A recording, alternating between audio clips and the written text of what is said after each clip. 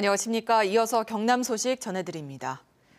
문재인 대통령이 어제 이례적으로 경남 도청을 찾아 경남 제조업 혁신의 열쇠인 스마트 공장 사업에 아낌없는 지원을 약속했습니다. 정부는 오는 2022년까지 스마트 공장 3만 개를 구축하고 전문 인력 10만 명을 키울 계획입니다. 손원혁 기자가 보도합니다. 문재인 대통령은 경남도민과 함께 제조업 스마트 혁신에 첫 발을 내딛겠다고 말했습니다. 혁신 성장과 일자리 만들기를 위한 제조 혁신은 더 이상 미룰 수도 피할 수도 없는 과제입니다.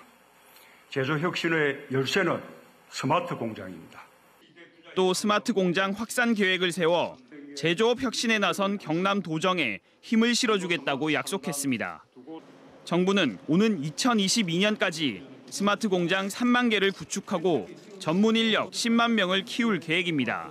스마트 공장 구축을 위한 예산도 4배 이상 늘렸고 현재 5천만 원인 지원 금액을 1억 원으로 올리겠습니다.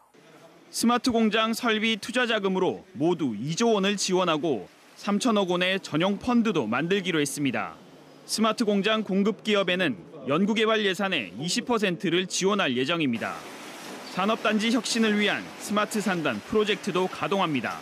산단을 중심으로 자원과 데이터를 연결해서 제조 혁신 시너지를 극대화하겠습니다. 제조 혁신과 함께 신기술 신산업 창출을 지원하고 스마트 산단은 경남 등 전국 후보지 가운데 2곳에 집중 투자해 성공 모델을 만들고 오는 2022년까지 10개로 늘릴 계획입니다. KBS 뉴스 손원익입니다. 우리나라 제조업의 한 축인 경남에서는 이미 일부 중소기업이 발빠르게 스마트 시설을 구축하고 있습니다. 경남형 스마트 산업으로 세계적 기업들과 경쟁하며 미래를 대비하는 현장에 천연수 기자가 다녀왔습니다. 자동차 변속기 생산 라인이 쉴 새 없이 돌아갑니다. 50개 부품을 조립하는 22단계 공정에는 모두 검사 단계가 있습니다.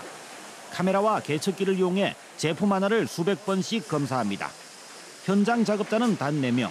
생산직은 줄었지만 연구개발과 장비 관리 인력이 늘어나 스마트 공정을 도입한 뒤 전체 근로자는 17% 늘었습니다. 방위산업과 로봇산업 등 새 분야에도 진출하게 됐습니다. 스마트 공장을 잘 만들면 품질의 분량해내는 것을 잘 잡아서 글로벌한 경쟁력을 확보했을 거라고 생각이 듭니다. 제품의 90%를 수출하는 자동차 조향장치 전문회사. 제품 데이터 축적을 핵심 역량으로 스마트 생산으로 변신 중입니다. QR코드에 입력된 생산 데이터를 사용 후 데이터와 결합 분석해 후속 제품 개발과 품질 개선에 사용하는 스마트 공정입니다. 스마트 공정은 품질과 생산 원가의 신뢰를 높여 10년치 생산 물량을 확보했습니다. 저희가 스마트 팩토리를 해서 그 데이터를 많이 수집을 하고 이 수집된 데이터를 보여줬을 때는 저희가 하는 제안에 대한 신뢰도가 급격하게 높아져 있죠. 금속 가공과 부품 위주 중소기업이 많은 경남에도 스마트 공장이 성공할 수 있다는 희망을 선도 기업들이 보여주고 있습니다. KBS 뉴스 천연수입니다. KBS 창원은 스마트 공장의 전 세계 선두주자 독일의 사례를 연속 보도하고 있는데요. 오늘은 독일을 통해 경남형 스마트 공장 사업은 어떻게 추진해야 할지 조미령 기자가 보도합니다. 경상남도는 오는 2022년까지 중소기업 3,000곳을 스마트 공장으로 바꿀 계획입니다. 하지만 실적에 연연해 일괄적인 스마트 공장 프로그램 보급 수준에 그치면 안 된다는 지적이 나옵니다. 축적된 데이터를 확보해야 된다. 그게 우리가 경남에서 우리 경남만이 가질 수 있는 독특한 어떤 맞춤형이 가야 된다. 소규모 업체들은 스마트 공장 시스템 구축만이 아닌 IT 전문 인력 배치와 영세 소프트웨어 육성도 원하고 있습니다. 지금은 시스템이나 하드웨어에 이런 그 투자가 지원이 집중돼 있는데 그런 인력 보강하는 부분이라든지 인력을 보강했을 때 그 업체에 지원할 수 있는 방안이라든지 산학 협력을 위한 지역대학 연구개발 지원도 시급한 과제입니다. 지방 R&D 예산 또는 지방의 예산들은 지방에서 집행할 수 있고 지방에 맞는 R&D를 수행할 수 있도록 하면 산학 협력이 이루어질 거라고 보고 그 시너지가 결국 제조업 혁신으로 지속 가능한 스마트 혁신을 위해 4차 산업을 활용한 서비스나 콘텐츠 개발도 필요합니다. 기술에 이렇게 집중하기보다는 그 기술을 토대로 한 그 다음 단계 서비스와 그런 콘텐츠를 만들기 위한 그런 노력들을 우리가 조금 더 할 필요가 있다. 현재 경상남도에 스마트 공장 전환을 신청한 업체는 230곳. 이 가운데 검토가 끝나 전환 작업에 들어간 회사는 110곳입니다. KBS 뉴스 조미령입니다. 이 같은 스마트 공장 확산에 대해 현장 근로자들은 어떻게 보고 있을까요? 사람 대신 기계가 일하는 스마트 공정으로 생산직 일자리가 크게 줄 것이라는 우려가 나오고 있습니다. 최진석 기자입니다.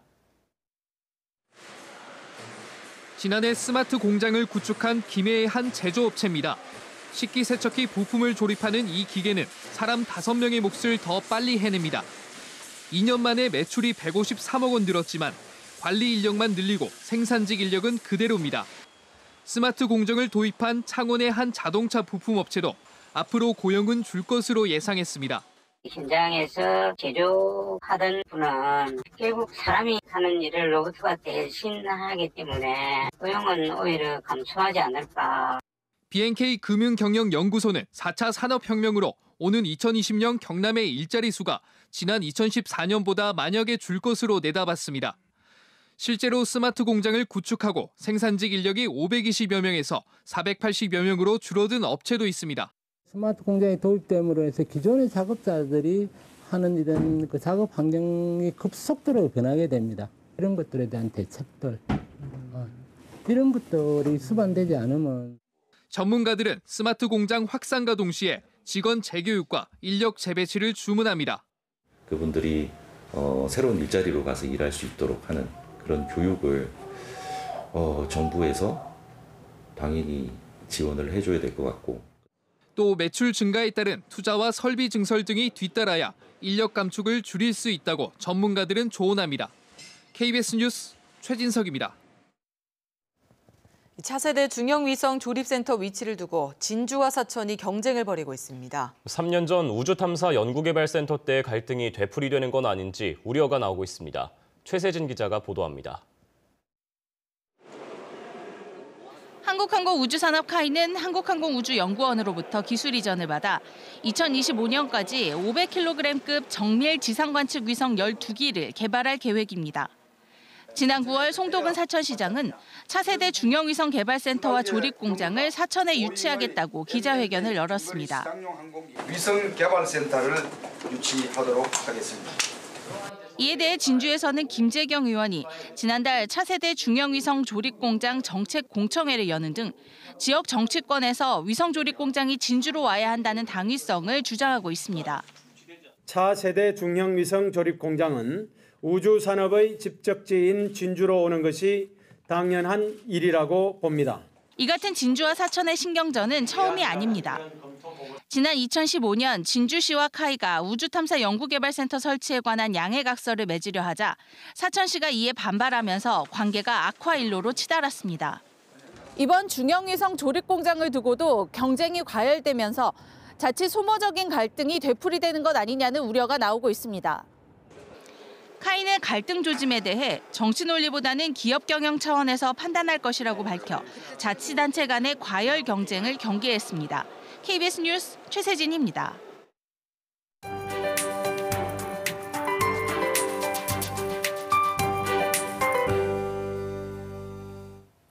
밤사이 북서쪽에서 찬 공기가 유입돼 기온이 또 크게 떨어졌습니다. 오늘은 아침 기온이 낮은 건 물론이고요. 낮 기온도 크게 오르지 못하겠습니다.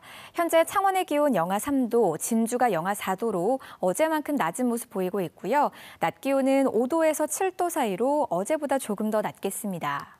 오늘 하늘 표정은 아주 좋습니다. 내내 쾌청한 하늘이 드러나겠고요. 미세먼지 농도도 좋음 수준까지 낮아지겠습니다. 다만 대기가 많이 건조합니다. 계속해서 화재 사고에 유의하셔야겠습니다. 주말에는 이 건조함을 달래줄 비가 한 차례 내리겠습니다. 내일 오전까지는 맑은 날씨가 이어지다가 밤부터 구름이 많아지겠고요. 일요일 낮 동안에 비나 눈이 조금 내리겠습니다. 기온은 일요일 아침에 조금 오르는 듯하다가 낮에는 비가 내리면서 다시 내려가겠습니다. 현재 위성 영상 보시면 전국적으로 맑은 하늘 드러나 있습니다. 오늘 경남 해안 지역으로는 바람이 강하게 불겠습니다. 현재 기온은 어제와 비슷하거나 약간 높습니다. 동부 지역은 창녕과 창원 영하 3도, 밀양과 함안이 영하 5도까지 내려가 있고요. 낮 기온은 6도 안팎으로 어제보다 낮겠습니다. 경남 서부 지역은 현재 기온 영하 2도에서 영하 7도까지 크게 떨어져 있고요. 낮 기온은 진주와 사천이 7도까지 오르겠습니다. 오늘도 동해남부 먼바다에는 비나 눈이 이어지는 가운데 물결이 최고 4m까지 높게 일겠습니다. 다음 주에는 기온이 조금씩 올라 평년과 비슷해지겠고요. 목요일에 또 한 차례 비가 내리겠습니다. 기상정보였습니다. 통영시가 통영체육관 개관을 기념해 내년 3월 회장기 전국장사 씨름대회를 개최합니다. 의령군이 경상남도가 실시한 상반기 산불 방지 분야 평가에서 군부 최우수 기관에 선정됐습니다. 김해체육관에서 수석작품 600여 점을 선보이는 전국 수석대전이 내일부터 사흘 동안 열립니다. 합천군이 야로면 가야천에 211억 원을 들여 공원과 체육시설 등을 조성한 고향해강 조성 사업을 마무리했습니다. 경남에서 거제의 고용위기 위험도가 가장 높은 것으로 나타났습니다. 민간경제연구소인 랩2050이 전국 300인 이상 기업의 각종 지표로 고용위기 위험지수를 계산한 결과 경남에서는 거제가 75점으로 가장 높고 사천 72점, 창녕군 62점, 통영시 55.5점 순으로 집계됐습니다. 특히 거제는 300인 이상 제조업체 종사자 가운데 95%가 조선업에 집중돼 가장 큰 위험 요인으로 작용했습니다. 거제 지역 범시민대책위원회는 어제 경남도청 앞에서 기자회견을 열고 정부와 지방자치단체가 거가대교 건설 부채 부담을 민간에 떠넘기고 있다며 통행료 인하를 촉구했습니다. 이들은 거가대교의 통행료가 인천대교보다 4배나 비싸게 책정됐다며 경상남도와 부산시가 운영권을 인수해 거가대교 통행료를 내려야 한다고 주장했습니다. 범시민대책위원회는 오는 27일 거가대교 요금소 앞에서 통행료 인하 촉구 집회를 열고 건의문을 정부 등 각계에 전달할 계획입니다. 경남교육의 미래를 제시하는 교육박람회가 어제 개막해 앞으로 사흘 동안 창원 컨벤션센터에서 열립니다. 경남교육연구정보원이 주관하는 이번 박람회에는 미래교육과 교육산업정보, 대학홍보관 등 150개 전시장이 운영됩니다. 또 수학교육 학부모 공감 콘서트와 어린이 요리 경연, 드론과 로봇 페스티벌 등 다양한 행사가 이어집니다. 6.13 지방선거 공직선거법 위반 사건 공소시효 만료일인 어제 경남에서는 153명이 재판에 넘겨졌습니다. 검찰은 경남에서 기초단체장 5명과 광역의원 2명, 기초의원 4명 등 당선자 11명을 포함해 모두 153명을 기소했습니다. 경남의 선거사범 400여 명 가운데 흑색 선전이 39%로 가장 많고 금품 선거사범이 25%로 뒤를 이었습니다. 뉴스를 마칩니다. 시청해주신 여러분 고맙습니다.